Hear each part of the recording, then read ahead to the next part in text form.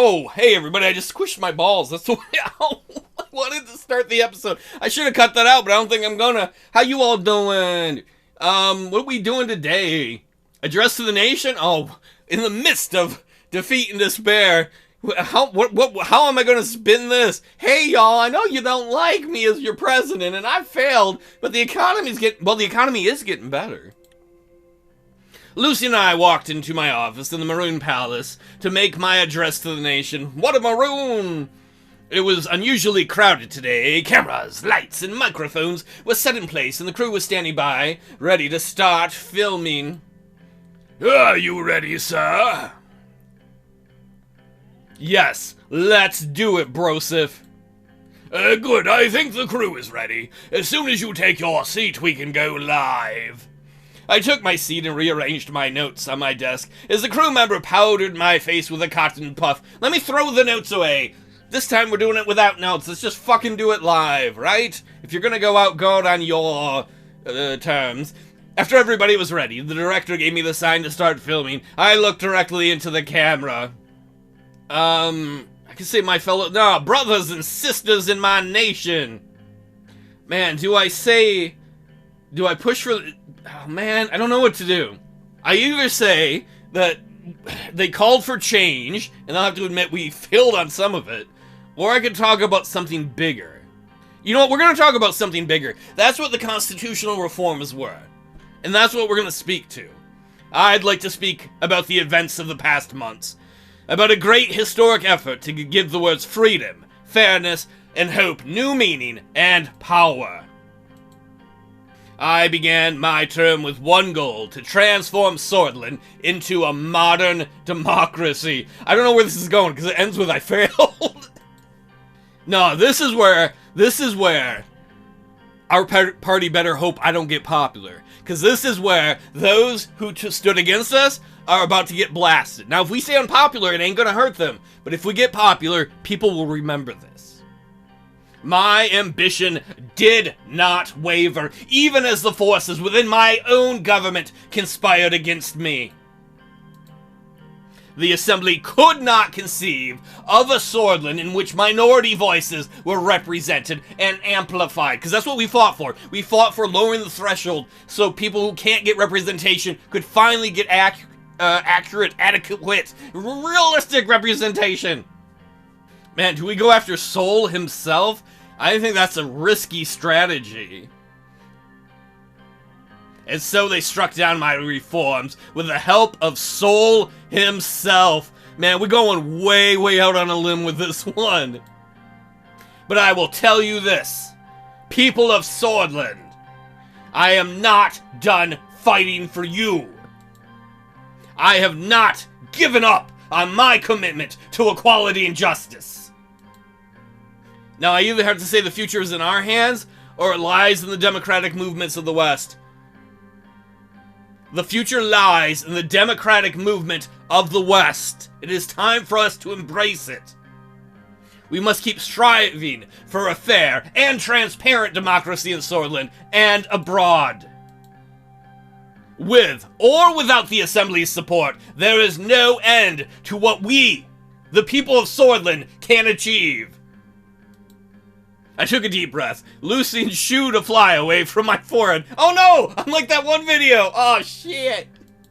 Why I be so sweaty? Why I be so sweaty? We're gonna start on the biggest problem that we're gonna start with the biggest problem that the Sorge people are dealing with. We will start by focusing on the economy, which we've already been focusing on a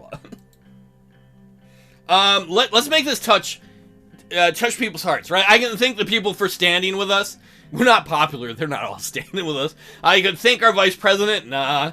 I'm not going to thank Lucian, though I would love to. I'm going to thank my children and my wife for standing by me. Score some points with the family. More importantly, score some points with the regular people back home who can say, hey, he's like us. Morgna, Westcor, Vectorn, Sisda. The director gave the cut signal, and the cameraman stopped filming. My speech was finished. It was amazing! I want to watch it all night long! There's no news? Did the game just break? Oh, there's the giant continue button. I don't want to click that. They might say my speech wasn't good. Let's click it. Revelations. Like the book?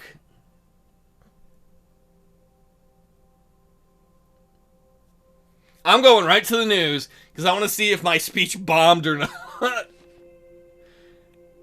What? There's no news about my speech? Maybe it's not gone out yet because they filmed it? Quinal's Anti-Piracy Summit. United efforts to combat rising piracy. The conference aimed to address the alarming rise in piracy incidents in the region and focus on developing a united and coordinated response to protect maritime interests and combat piracy funded by certain ATO nations and private military companies. Why would ATO be supporting piracy? So they're going to work on joint naval patrols. Quinal and Zelina and Narash and Fanako. I don't know. Maybe that'll matter to us. Right now, I don't really care. It doesn't seem to matter to us.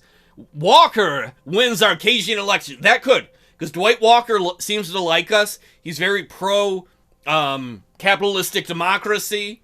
Stabilizing Venturi City amid economic stagnation, the recent Arcasian elections have come to an end, with incumbent Dwight Walker narrowly winning re-election against Charles Devereaux of the Reformist Union Party. Devereaux's campaign was notably sponsored by the prominent private military corporation Cerebus International. With a margin of just 5%, Walker's victory has brought a sense of stability to Venturi City, following a tumultuous campaign season marked by political assassinations and corporate meddling.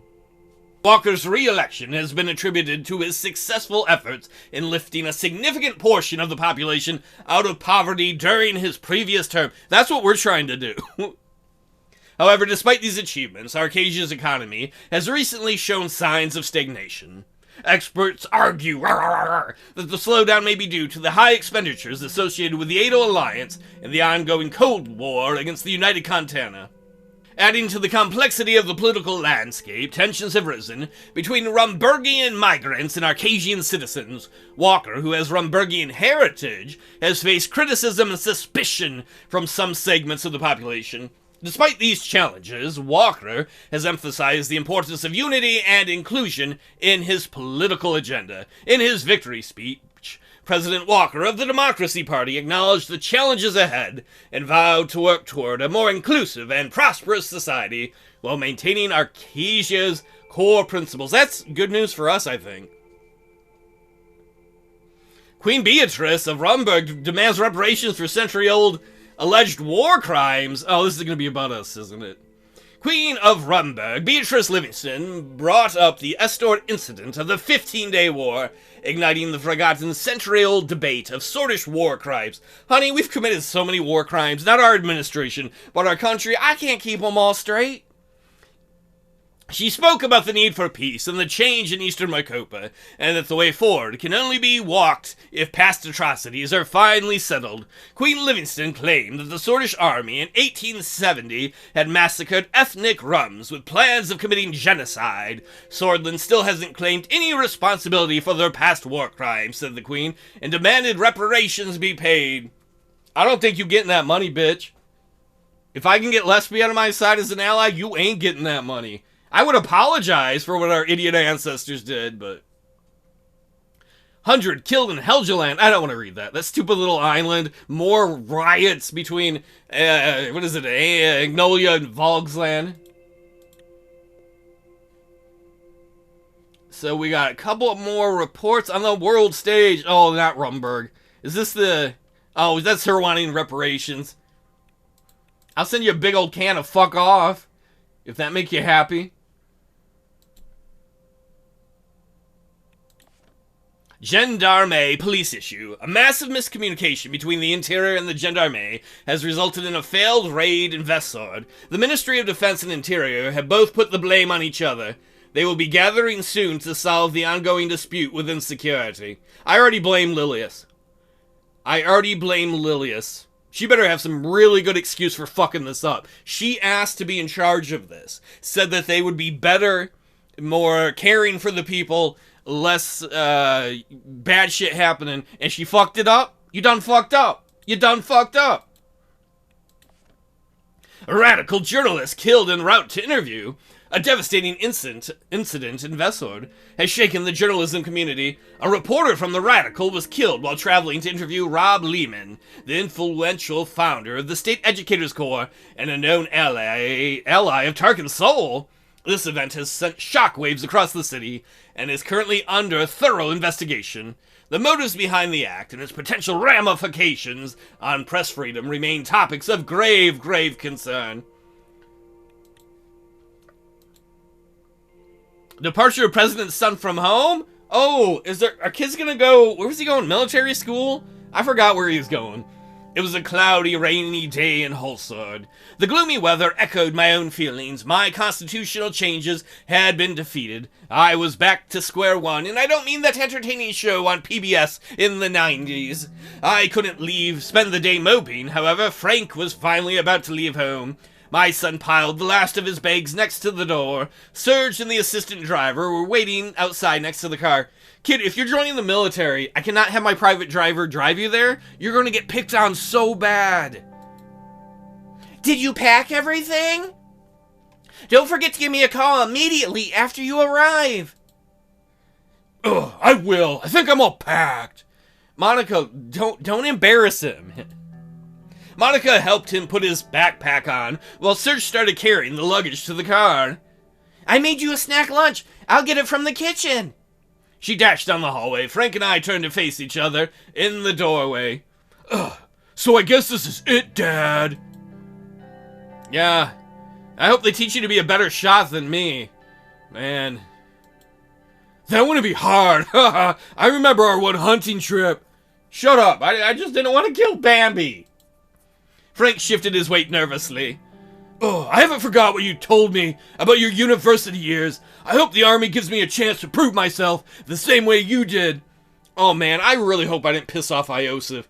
Look, kid, there's this asshole whose head looks like a penis, who's gonna be your boss way up high. He didn't like me when I was in the military. He's really probably not going to like you, especially after the next meeting. You know what, kiddo? You don't have to prove yourself to anybody, especially not to me, Frank. The only person you should prove yourself to is yourself. And if you get married, maybe whoever the fuck you marry. Frank smiled. All right, Dad. At that moment, Deanna rushed to the door. Frank! I'm gonna miss you! Oh, I'll miss you too. Don't forget, you gotta give Mom and Dad an extra hard time for both of us now. Should I give your mom an extra hard? Dad, don't even, that's gross. Deanna nodded. Okay, I'll be hell on wheels. Frank picked up his sister and gave her a big hug. Monica appeared in the doorway, holding a paper bag. I cut the crust off your sandwich, just the way you used to like. I'm not a kid anymore, Mom. I can handle a crust now. I'm gonna learn how to kill people. Can a mother pretend? Oh, Frank. She embraced him with tears in her eyes. Frank looked as if he was about to cry as well. I caught her glaring at me over his shoulder. I hoped someday she would understand why I decided to send him. She always mad at me. Honey, it is not our fault. Our kid is too stupid to go to college. She mad because I didn't pull strings for him and give him preferential treatment. Man, do not die in any war, Frank. If you die in a war, I'm never getting laid again, and I would miss your dumb ass. Serge approached. Sir, Frank needs to catch the next bus to the border to get to the military academy before roll call. We'll have to leave now to make it. Thank you, Serge. Frank turned around and took one last look at me. Good luck, kiddo. Frank nodded before heading to the car. It's difficult to see them grow and leave, isn't it? No. I mean, yeah, I'm fine. I'm not sad at all. I'm not sad at all, Serge. Just make sure he gets there safe and sound, Serge. Of course, Mr. President. A military education changes a man, even if he never sees combat. I think it'll be quite a liberating experience for him. It's never easy for boys to live in the shadow of their fathers.